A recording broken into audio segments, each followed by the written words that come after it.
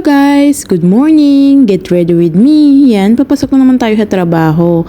So ngayon, 9:30 na hanggang this August is 9:30 yung aking trabaho kasi nga wala dito yung aking isang amo. Nasa bakasyon sila. So, isa lang yung amo ko. Hi! Nabawahan tuloy yung sweldo ko, char. So yan guys, no, gusto ko lang i-share itong gamit ko.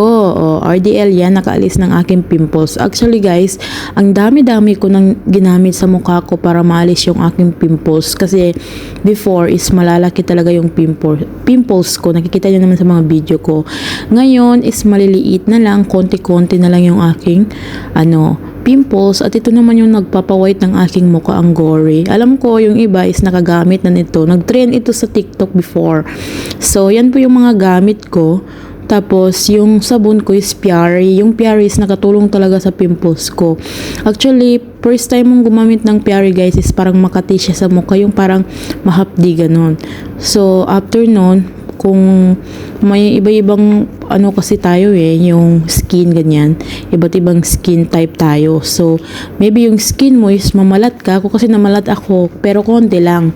Pero after 5 days is naalis na. Pero puputi talaga yung mukha mo guys, at saka kikinis. Ako, konti na lang yung natirang pimples ko guys.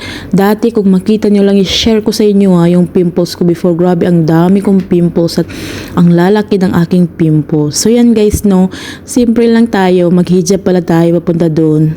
Kasi, alam nyo na, nag-practice na ako. Actually, hindi ako hijabi masyado na babae guys. So sorry. Pero dahan-dahanin natin, charot. So yan, inihintay ko ang aking Uber. Ang init pala ngayon. Mag-ingat ang lahat. Thank you. Don't forget to share and follow. Bye!